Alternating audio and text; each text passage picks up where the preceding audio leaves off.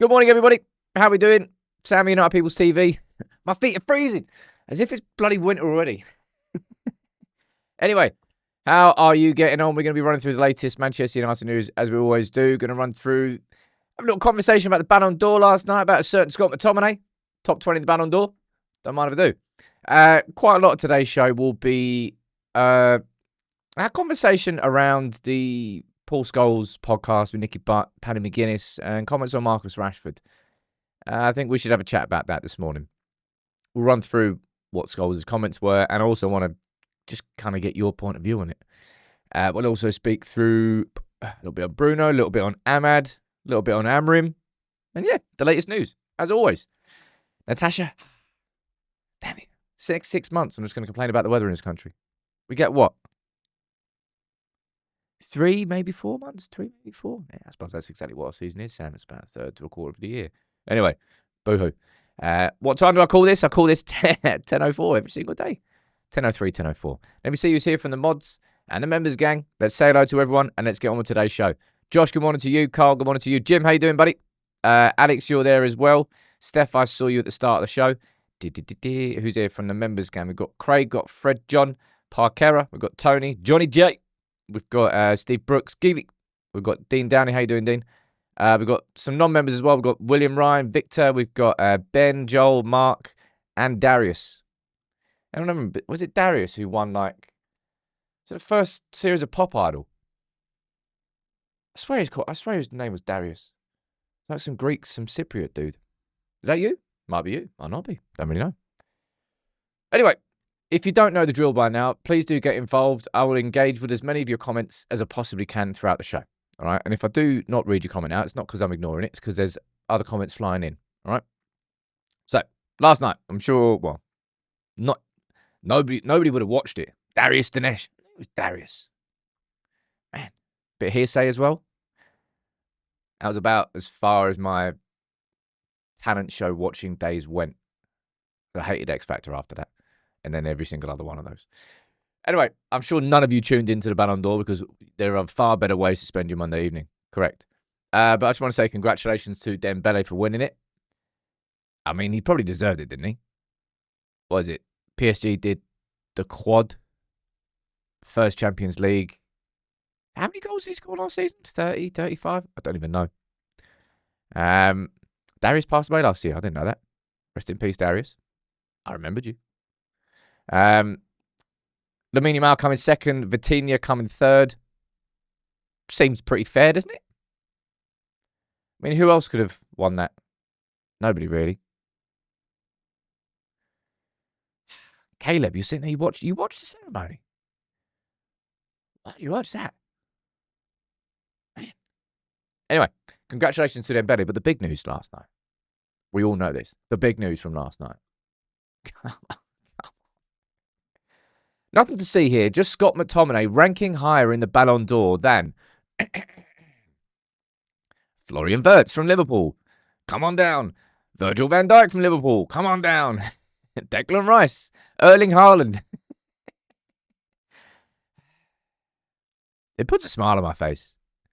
Also makes me a little bit sad that we had a player of... What is your take on McTominay? I'm not calling for revisionism. I'm not calling for people to pretend that every single United fan was angry that Scott McTominay was sold. At the time, I thought it was the right call. You can pretty much blame Jose Mourinho. You can point the finger at Jose Mourinho for the fact that Scott McTominay, largely in his Manchester United career, got used as part of a double pivot alongside Fred. Remember, Mourinho made up the award for McTominay in the end of his first season. Was it like Manager's Player of the Year? I can't remember exactly what it was. We speak about it quite often. But under Antonio Conte in Serie A, he has been operating as one of those two... What is the Conte system? I think he's dropped the 3 at the back system, isn't he? Anyway, he's playing as an attacking midfielder. He's playing with somebody who's got the freedom to get in and around the box at every point in time. Someone down there, my name's Willie. Didn't play Ten Hag's system or Amrim's, sadly. I think he would actually fit very well inside Amrim's system, wouldn't he? Let me see what you're saying down here. Players look better in Italy. Not such a tough league. Average, played out of position. Italy's league, not the best. Aiden is saying 100% gutted. He has what we need now. Poor transfer business. Mourinho played him out of position. I like him. Good player. But it was the right time. Plus, he was using the wrong position. Andy's saying McTominay's always a good player. He just didn't fit us and was using the wrong position. I think that's kind of what it was. McTominay hasn't gone to Italy and all of a sudden become a Ballon d'Or top 20 player. I think that kind of player was always in there. But I think that's a very, very, very good example. You're probably not going to get a better example of that, right?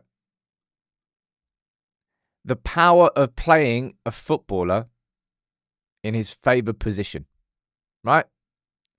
Is that a fair way to describe that?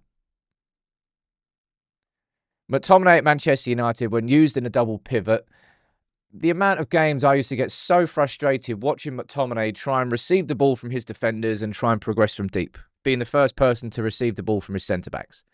It's like, it was ugly to watch. It was ugly to watch because it wasn't the strength of his game.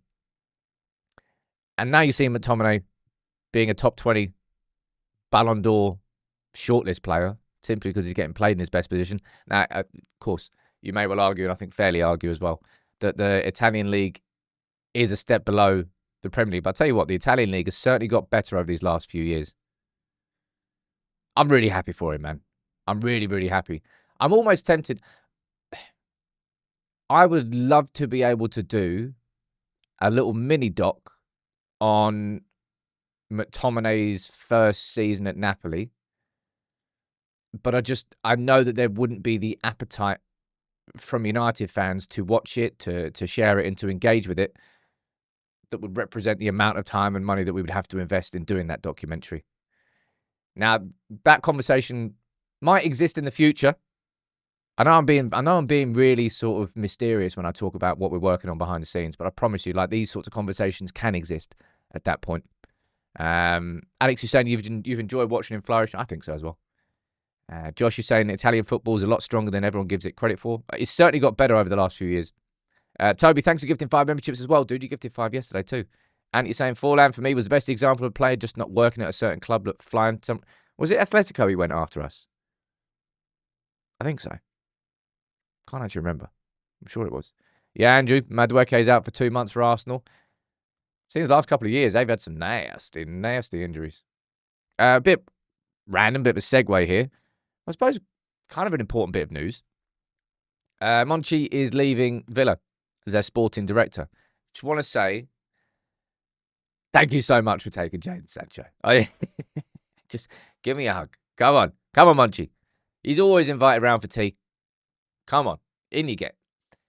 Now, Villa, if you look at the amount of money that they have spent over these last few years, very irresponsible spending in terms of the weight. Like Martinez, I think was on and is on north of like 200 grand a week. Anyway, Monchi's leaving Aston Villa. It's going to be interesting to see what happens next. I think Emery is. I think I had Arsenal. I had Aston Villa down as a season where it felt like I didn't think that the wheels would fall off, but it felt like Emery had sort of taken that Villa team as far as it was going to go. And maybe you can say that's captain hindsight coming through. I'm pretty sure that I predicted them to have a bad season. But anyway, thank you very much for taking Sancho. Maybe that's the reason he got the job. No, that's the reason he got the sack. And I would love Villa to get relegated. I really, really would. Who would I love? Who do you want to go down this year? Obviously, I want Leeds to go down. Will Leeds go down? I think I can't remember what my predictions were. I think I had Wolves down there. Felt like that was going to happen, so it's not a surprise to see them struggling that much. Brentford. Oh, we play Brentford on Saturday. So let's not say too much about Brentford. Anyway, shame to see that about Villa. Not. Smee, thanks for gifting 5 memberships too. Now, Eunice is saying Monchi put them back on the map again, but he failed to back it up. Villa massively overspent versus their means over these last few years. And it's like the tax man. It eventually catches up with you. And it has caught up with them. And they have a squad full of players on incredibly inflated wages. And I think we as United fans know that the damage that can do to your football club and how bloody long it takes to get out of that. Yeah, West Ham are definitely going down. Man, don't know how Graham Potter's doing the job. Now, I did this video yesterday, and I'll be honest, I didn't really know what the reaction to the video was going to be. It wasn't me burying my head in the sand, pointing to an expected goals table and saying, well, look, United at the top of expected goals. It's not as bad as it looks, all right? You know what I find really funny? And I've had this conversation with a couple of people now. Like, have you heard of this? Have you heard of toxic positivity? So, I suppose in my head, my understanding of it is, like, as I said, you bury your head in the sand, you just look at the surface level, and you just talk about the rosy things, and you ignore everything else just under the surface. So, in that sense, you're portraying something that's far more positive than it actually really truly is. I don't particularly feel that's what I do on this channel. But I was doing that video yesterday, and I was interested to see what the reaction was going to be. Because, like, you know what it really is? And I've said this quite a few times. Like, well, we're going to speak about Scholes next. We're going to speak about Christian Eriksen's comments on former players. And I know there's quite a lot of you that are sort of, quite a few of you, I'll be honest, like past the point of no return with Amorim. I'm not yet. And I really don't want to be. And it's not just because I've got a soft spot for Amorim. But I'm exhausted at failing. And I'm exhausted at beginning again. So I'm probably not the best person to try and get like an objective point of view on this, because part of me really is like just desperate for him to work out. Anyway, the video I did yesterday was to take a look at the start of our season and I suppose try and put it into a little bit of context, because we did have, quite literally, the toughest start to the season out of all 20 teams in the Premier League. We've now played 3 out of the top 4 from last season, I think. And you've seen the table. I ran through it yesterday. Like, we're 3 points off second. Yeah, sure, we're 3 points off 17th. It's the early start, but that kind of only just like double verifies the point. The fact that we are 3 points away from second in the table and 3 points away from 17th in the table tells you how early in the season it is. How things can absolutely change off the back of just 2 wins in a row. And that's what these next 2 games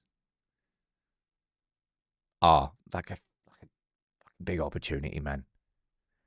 Yes, me, I am toxic. It's disgusting, isn't it? It's disgusting. And you're saying I'm not done with Amorim, and I won't be until Ineos push him out the door. We've got enough enemies out there without us fans adding to the pressure. And like, that's it, peeps. Like, Ant's just summed it up there. And look, I know that there's probably going to be a few of you that feel like, as I said, I'm not giving a fair reflection of everything that's going on. But like, part of me, honestly, truthfully, I don't give a toss. Like, I'm a United fan, and I will support United. And I've told you this. Like, soon as that whistle blew against Chelsea, there might have been, I say there's 75,000 in Old Trafford. Say there's 5,000 fans in there. Random hypothetical number. 5,000 fans in there. They're all in their mind are going, I'm not sure about Ruben Amorim, man. I think he should probably go. I think he should definitely go. I guarantee you every single one of those fans was there cheering for United when that whistle blew, because you know what? They supported their team. Now, it might make you look like a dick, right? Someone down there, it's delusion though. Like, it might make you look fucking stupid online. There might be pundits out there that are doing a fairer reflection of a job, but I don't care. I do not care. Like, come at me all you want. Like, clip me up all you want about being delusional, this and that. Like, I don't give a toss, because I know full well that, and we're going to be doing a couple of mini docs on this over the next couple of weeks. I'm going to be doing a video today on the Scholes and Rashford comments, right? Which I think definitely warrant a discussion here today. We're going to be doing a video on, do United players actually get better when they leave? Because, that's something that we've heard and discussed, and we've seen a few recent examples of players thriving. I'm going to do a little mini doc on that. I'm going to also do a little mini doc on former players and the influence and pressure that they can, directly or indirectly, put on the current players, which is something that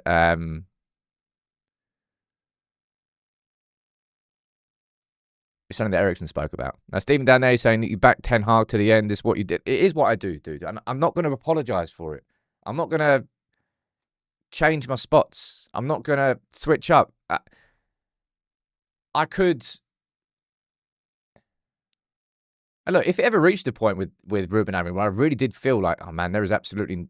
This is the point of no return. Like, it happens with every manager. Like, I remember specifically with Solskjaer. I think it was after the Liverpool game. It was Liverpool City. Same thing with David Moyes. Same thing with Jose Mourinho. I remember the videos that went out. I said, like, they've got to go. He's got to be sacked. And they were sacked, I think, within a week or even less of me saying that. Like, I go right to the end. And I won't apologise for that. Because we've got a platform here, man. I could spread shit. Of course I could. I could come out gunning. You never know. Videos might do better. Do I actually think that's really going to help my football club? It might help me more individually. Might get me further. Might get me a career somewhere else. I don't want a career somewhere else. I've got a career here. I don't care if fans of other clubs call me delusional. I really, really do not care. I won't change that.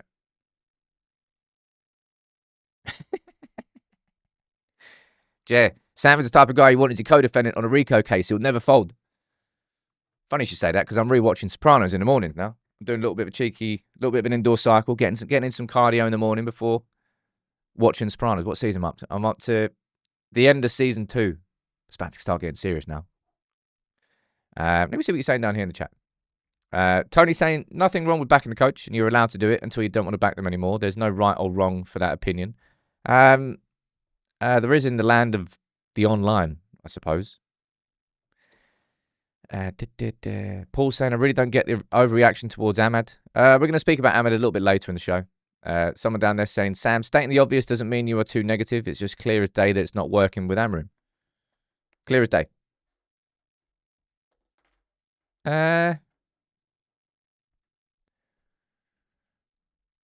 I still haven't I said I was going to do it, and I haven't actually done it.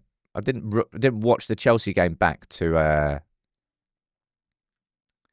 see whether there was any sort of tweak in midfield, but I don't really think it will be a fair reflection of it anyway, because Chelsea were down to 10 men after 4 minutes. So even if there was a change in the system, it also wasn't a game state that will be repeated again. So I think probably more likely to be able to understand it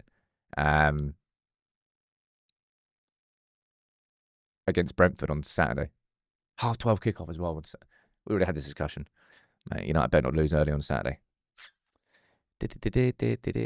Josh is saying, I've only ever seen a couple of Sopranos episodes. Should I bite the bullet and watch it all? I swear on my life, like, the amount of incredible... I've mentioned this a few times on here.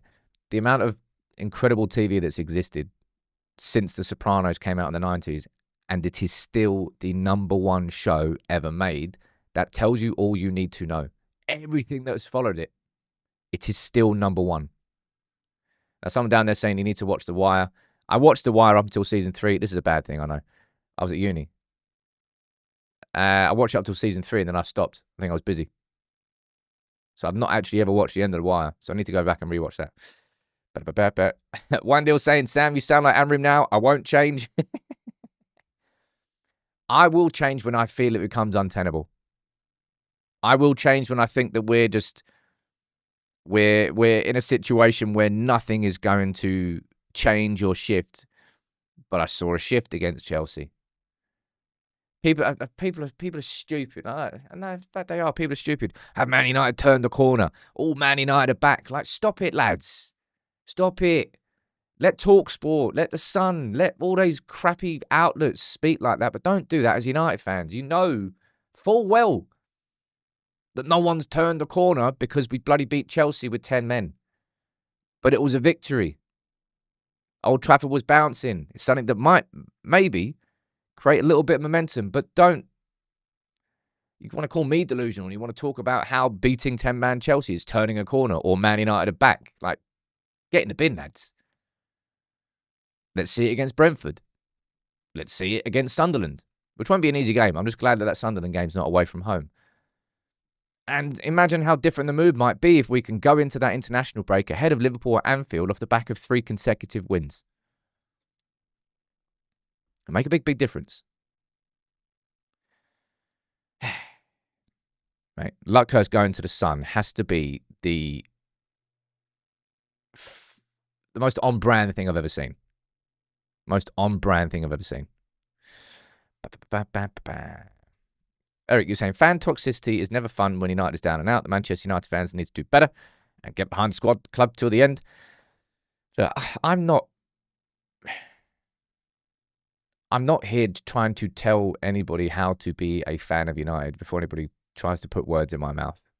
I'm just explaining to you why I am how I am as a United fan. And why, look, if I had to go on the overlap, if I had to go on different shows, if I had to work in a different environment, I'd probably have to be a little bit more critical. I'd probably have to be a little bit more vocal in that criticism because I'm trying to walk on the fence a little bit. It's not just United fans who I need to please to sort of be where I want to be. But that's the only thing I care about is United fans. It's the only thing I care about is United. I don't have to appease anybody else. And that's kind of supposed the privilege of having my own platform here and our own platform here. Yeah, one win doesn't change anything, man. Look, saying that, if we got spanked by Chelsea 7-0, maybe that would have changed something. But, yeah. That's the reason I did that video yesterday. It's not to just sit here and just kind of like pull the wool over everyone's eyes and say, oh, actually, look, lads, stats are better than you think they are. And I'll go back to this one, and we've already mentioned this before, but every time you look at this, properly, mate, that shot conversion, mate, just makes me want to throw up. Really does.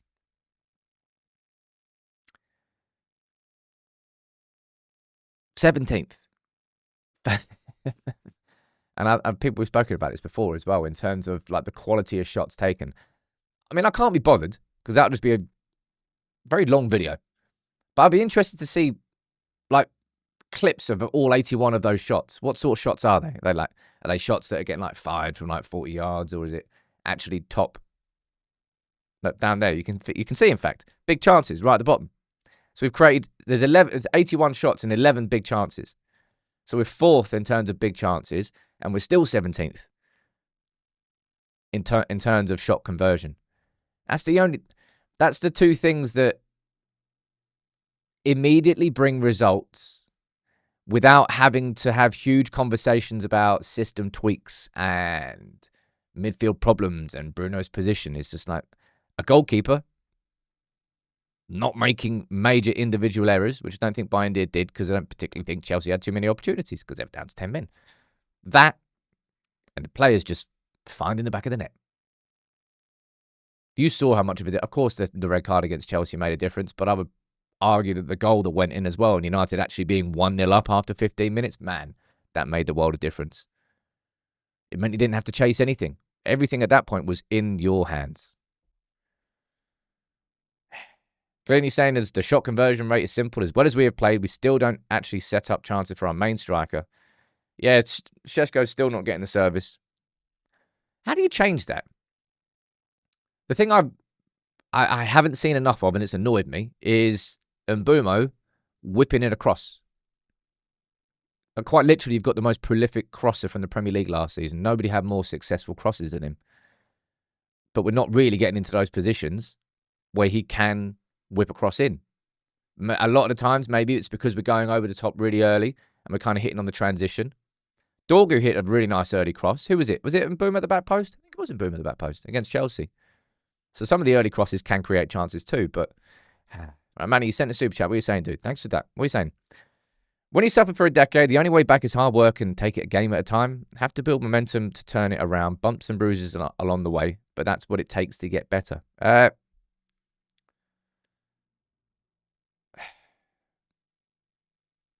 But I said it earlier, Manny. Like I'm exhausted at the idea. Just the idea that we're going to have to move on from Ruben Amorim. We're going to have to go somewhere else, and we're going to have to begin again. I'm really genuinely exhausted just at the mere idea of that. So probably selfishly, part of me, and you can call that delusional if you want, like wants Ruben Amorim to turn it around, not so I don't personally have to do that, but just like that we don't have to do that. Because we know what would happen. We'd bring someone in, there'd be a buzz, and then all of a sudden, the same questions would get asked if the progress wasn't immediate, which rarely happens in modern football. And people pointing at Thomas Frank after a couple of games at Spurs, banging them in, and then they go and lose 2-0.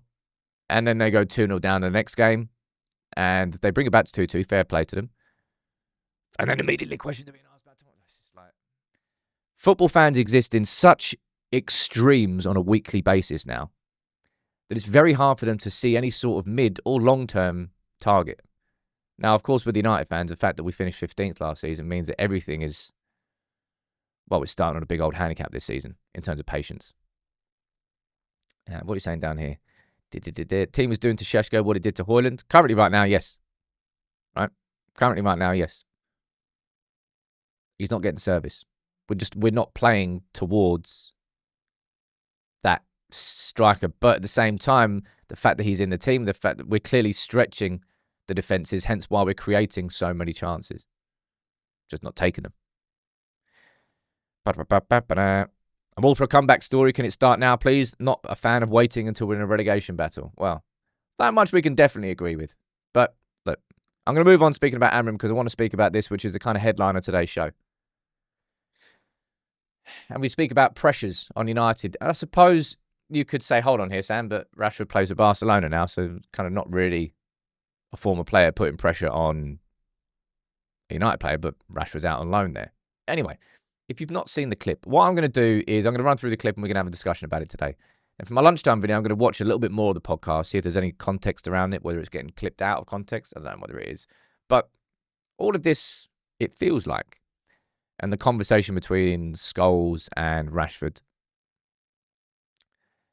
is off the back of this. So obviously, Rashford's banged in 2 goals against Newcastle. Class goals. Header and the shot from outside the box. World class. This weekend for Barcelona, he was late to training, so he was left out of Barcelona's starting 11. Now, he was late to training by 2 minutes. It's unfortunate. I mean, if you're late, you're late, right? You can be late by 30 seconds, you can be late by 20 minutes. You're still late. Obviously, it's worse if you're 20 minutes late versus 30 seconds late. But he was dropped. And this is what Scholes said about Rashford in the latest episode of the podcast, The Good, the Bad, and the Football. It's a new podcast. Is it a new podcast? Kind of just got relaunched, didn't it? It's Paddy McGuinness hosting with Paul Scholes and Nicky Butt. This is what he said, right? I really struggle to feel happy for him, mainly because of his attitude. His attitude towards Man United, I thought it was disgraceful. The amount of times I saw him at Man United walking, like, because he wants to leave. I thought his whole demeanour about him was a disgrace. And I think he actually quit on Manchester United. And right. Once you quit once, you'll quit again. He was late last night. Yeah. That was it, last night. He won't get away with that with Barcelona for long. There's absolutely no chance. He needs to be aware, self-aware, and he's not a baby no more. He's 27, 28. He's not a kid. He needs to be self-aware about some of the stuff he does and how he projects himself. I thought he was going to come on his show today and go, What about Marcus? What about that goal? I told you this, and then he goes and doesn't turn up for it. He's late for a game. How can you sleep in I don't these know. days? I don't know. Your phone, fucking alarm, whatever. How don't do know. you sleep in? Yeah. Because he's got that talent that he could still be one of the best players in the world. Oh, he's definitely Easily. got a talent to be Easily. there. Them 2 goals. But he'll never have the mentality in it. Right. So that was the clip that I want to run through. I just want your opinion on it because it's pretty vicious. That's the wrong word. Vociferous from Scholes. Right. 1 second here. Anybody who wants to come in here and try and hijack the chat, you're going to be booted out. Can be about anything. We're here to have a conversation about United and about Scholes and Rashford. All right? There's a time and place for it. Not here. I want to get your just your opinion on what he said, because they're harsh. Like, they're harsh comments. Let me see what you're saying, right? Park area, you're saying they're spot on. Alex, you're saying Rashford's attitude really does stink. That said, Rafinha was late for training too. Stephen saying Scholes openly says he was terrible defensively for United himself and then trapped back glass houses and all that. Without Buck, Keno and Carrick is even half the player. And I've seen a lot of people putting this up, right? I'm sorry I'm about to ruin your day here, by the way. This article is more than 23 years old. Right, that's the end of the show. See you later. I'm just going to go cry in a corner. So this is what happened. Remember when was it the Arsenal game? Yeah. Scholes refused to play in the Arsenal game. Fergie fined him 2 weeks' wages. And people are using this as a sort of like, don't throw, like Stephen said there, glass houses. Man, Scholes was a pretty damn consummate professional for how long? For how many years? In how many title-winning teams? I think it would be a little bit... What's the right word? I think it would be a little bit unfair to try and suggest that this one example from Paul Scholes therefore means that he can't comment about anything to do with professionalism. But that's kind of how like it works in a modern game, right?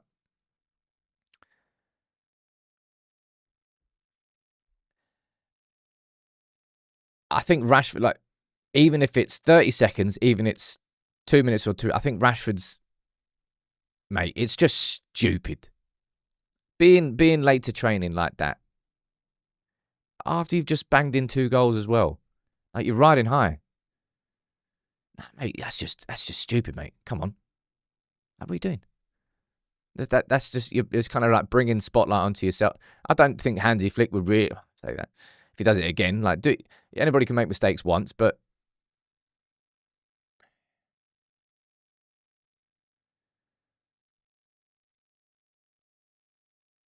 I think Scholes is harsh, but this is, you know what it sounds like? Scholes sounds like a United fan who's been burned by what's happened with Rashford. That's what it sounds like to me. Right, let me see what you're saying down here in the chat. Captain T1 saying, rubbish chat from Scholes, it's just negative chat. Rashford don't play for this club and will likely leave at the end of the season. It's just wasted energy. And that's kind of why I want to watch the pod. So I want to see how the conversation about Rashford came up. Because it may well be that, you know, Paddy McGuinness sort of lined the question up and had it already written down. So then he was just answering. Which I think kind of is a little bit different. Alex saying, Keane and Scholes generally had elite mentality, even if they weren't perfect. Rashford does get demonised for sure. But this is just brainless from me. I wouldn't say it's brainless, but it's just... Like, come on, Marcus, lad. Like, you don't, that's just... You're putting yourself in the spotlight for no particular reason there at all. I know it's only 2 minutes. But 2 minutes is 2 minutes. Someone down there saying you grow from experience, but Rashford's not grown at all from his time at United. I think he bloody has.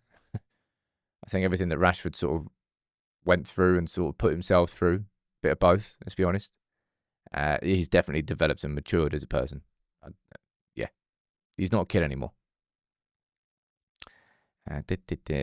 Scholes has more authority to comment on such matters because he made similar mistakes. Benefit of being able to look back at his career and choices with hindsight. Like, Scholes was a United player for how long? Class of 92 came through in 92. I think Scholes went in... What year was it? 2011? So it's basically 20 years, isn't it? I think it's roughly around 2 decades that he was a United player. So this is kind of the point I'm trying to make out to you there. Like, I think for you to try and say that because Scholes did this once, that you can call into question a 2-decade-long career, I think is a massive, massive stretch. Although it does call into question part of it, and that I would understand. Yeah, I think that's a bit mad. No, I haven't listened to the latest Talk of the Devils, so I don't know that one. And, man, that's the thing that always kind of annoys me about Scholes. Like, there's going to be so many of you, younger United fans, who, A, well, obviously you didn't watch United being good because it's been that bloody long. But B, like, Paul Scholes was a mouse when it came to the press during his football career. He was a mouse. He didn't say a peep. He didn't say a word. He may as well have been a mute. He didn't say anything. He just played football. Never in the paper. Never in any part of any news anywhere. Paul Scholes was effectively a ghost until he turned up for training and then played on the pitch. He didn't do anything else, ever. As far as professionalism goes, like, it was almost robotic in that sense. Of course, people are going to then keep holding on to that one moment. But we don't know the details of why Rashford was late. People are way too quick to judge. Hansi Flick won't be booting him out of the team as a consequence of that, but it's the sort of thing like you make the mistake once, then you make it again, then it's a problem. Same with anything in life. Making a mistake in life is never, ever an issue, no matter what it is. It's when you repeat that mistake, you don't learn from it. What are we saying down there? Anyway, look, I'm going to run through that in a little bit more detail in the lunchtime video. I just thought it was...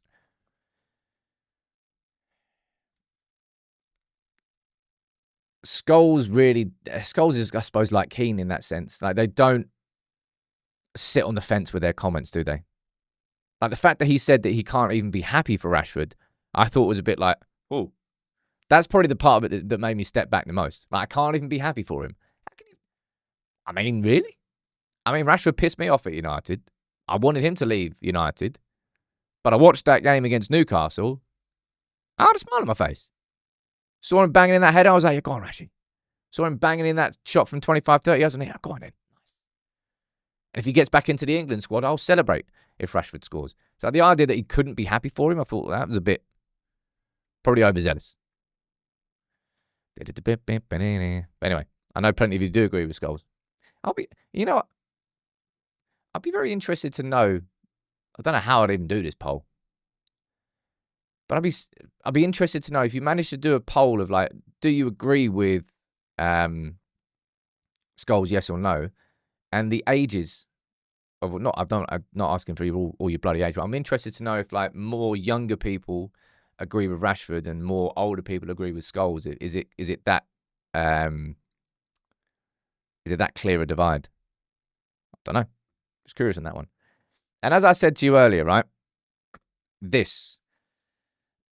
I already did a video last year. I think I called it The Uncomfortable Truth About Manchester United's Legends.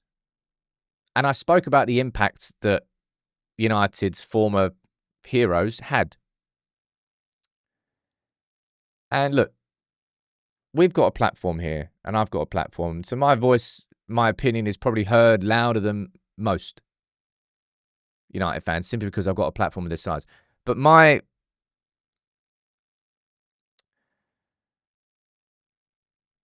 my opinion does not matter any more than any of you guys and girls in the chat. The opinions of the former players do.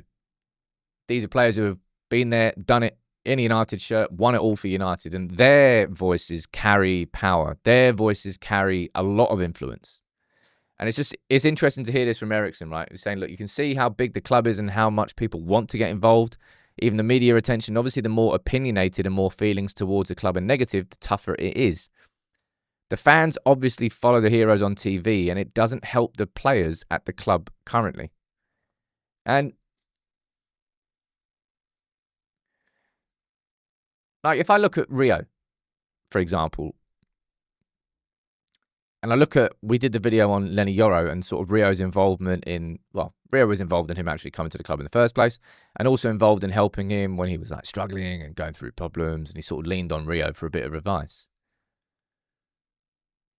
I mean, there's no bloody way that anybody would be able to pick up the phone to Roy Keane. Oh, maybe I'm wrong here. Maybe I'm being massively unfair. Don't think there's anyone who's going to... Bruno, for example. He definitely couldn't pick up the phone and speak to Roy Keane. That's kind of a random point here. I think if there was any current United player that wanted to get advice from a former player, I think Rio would pick up the phone to anyone.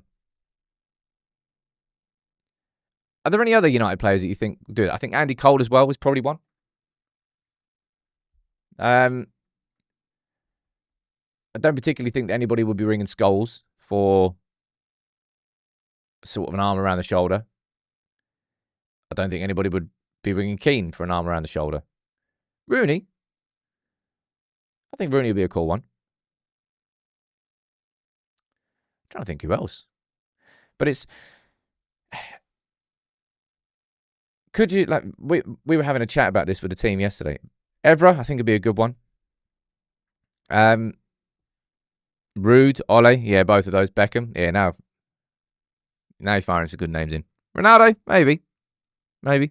Stephen Irwin, if you want to go further back, you can go there.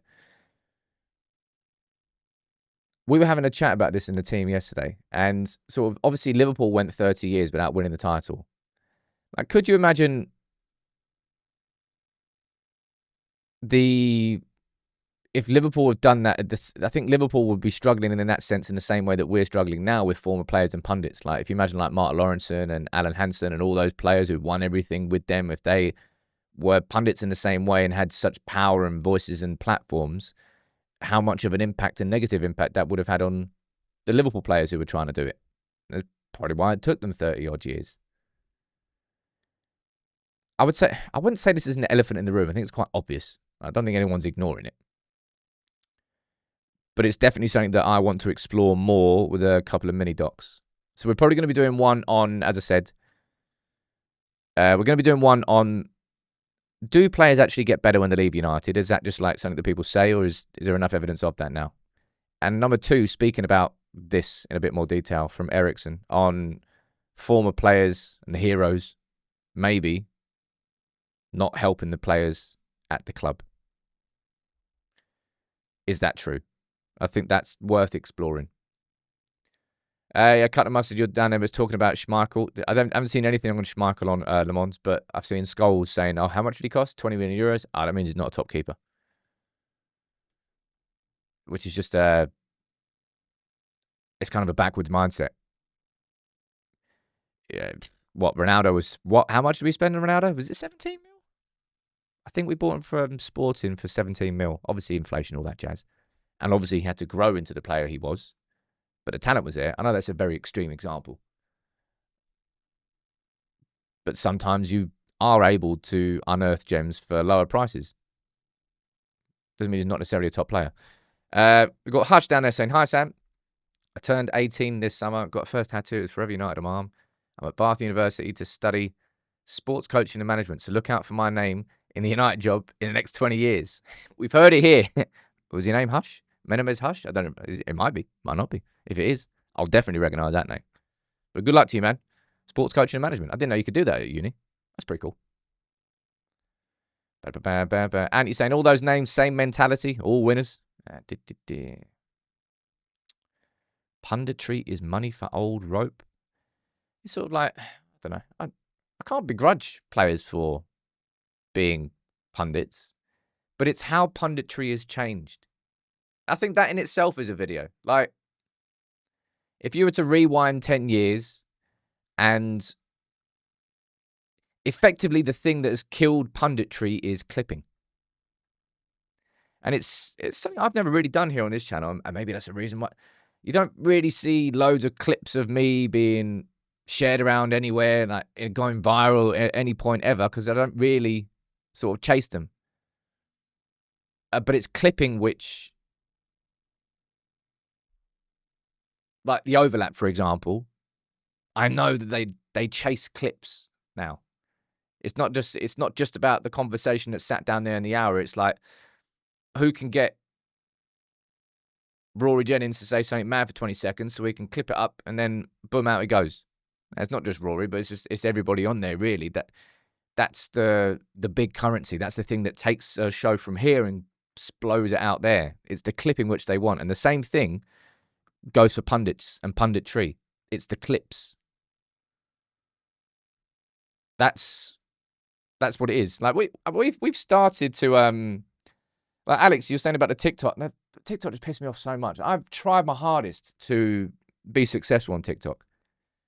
And we did a whole like content strategy. The things I used to love the most was when we were doing stories, but it took so long to have to research and put together and edit. It was just quite exhaustive. What we ended up doing now, just putting our full videos on TikTok. And it seems to be working, which is quite nice. It's quite hilarious, really.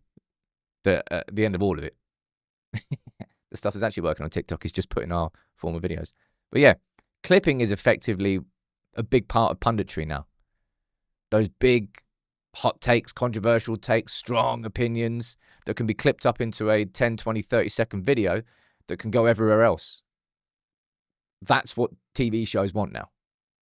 Rather than analysis, insight, and stuff like that. It's that's just what they want now. It's all about entertainment rather than analysis. Hence why brash opinions are so favoured.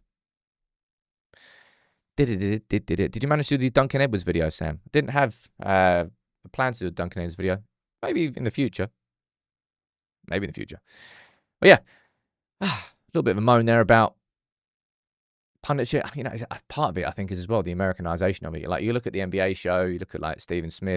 Smith, and you look at CBS. I actually think it is it's fun to watch. Like Jamie Carragher, Micah Richards, Kate Abdo, and Thierry Henry. Was it CBS?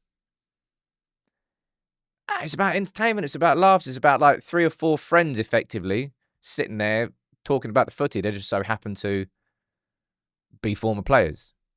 It's more about the entertainment. It's more about the personalities than it is the punditry itself. I don't think that's necessarily a bad thing. Not when it's done in the way that they do it on CBS, because it's kind of more harmless. It's more entertainment, but then it can get a little bit more vicious of it, because England's a lot more straight laced. You won't really get a CBS style show on Sky Sports. It's not square shoulders. It's sitting down. It's doing that. It's just not the way it works over here. Nor I think it ever will work over here. Everyone's seen Shaq doing punditry, and Shaq's hilarious, man.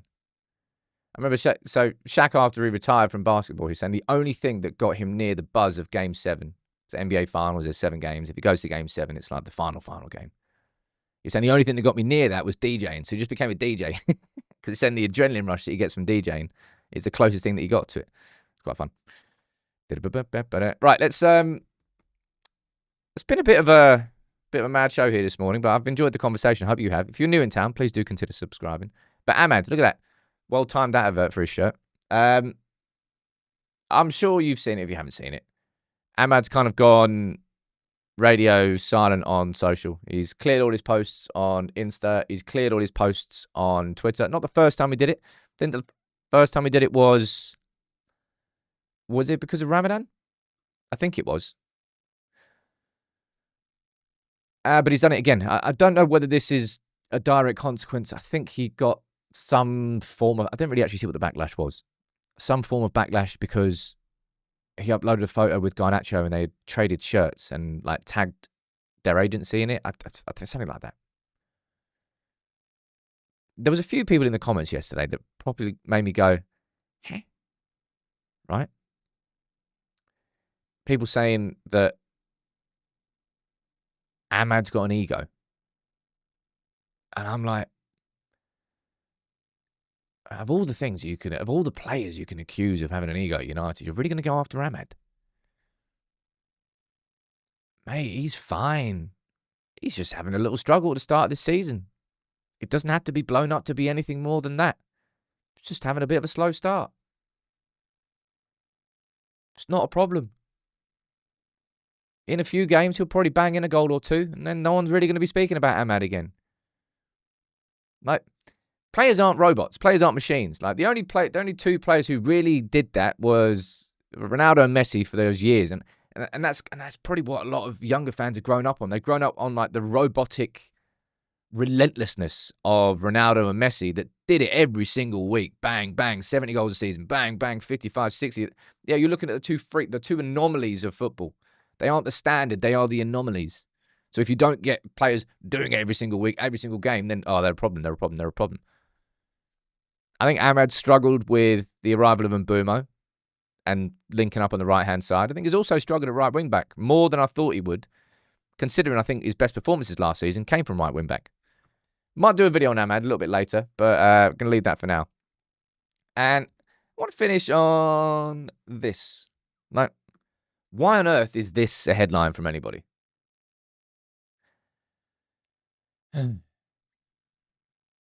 United are looking at the possibility of a new number one next year, with major investment also probably in midfield. We've got a new goalkeeper who's not even kicked the ball yet. And we're having conversations about us signing a new number one next year. And we're going to be running with them and having a conversation about them from Samuel Luckhurst, who now writes for The Sun. No, don't think we will. End of that conversation. Someone down there saying, I see Ahmad going radio silent on social media is something we shouldn't worry about, let alone criticize. Absolutely shouldn't worry about it. If anything, I would love it if every single United player tomorrow, every United player went blackout on social media. Do you know how good that would be? I mean, it will never happen. Because the brands, they're worth too much now. The individual brand, there's no chance they would do it. But I'd like it. You know why it is? That's just pure focus on the football. Ahmad's just struggling. Doesn't mean that you have to sort of put into question absolutely everything about him. He's just a player who's not had the strongest start to the season. And that's it. Jason said we need to talk about Elliot Anderson. Do we?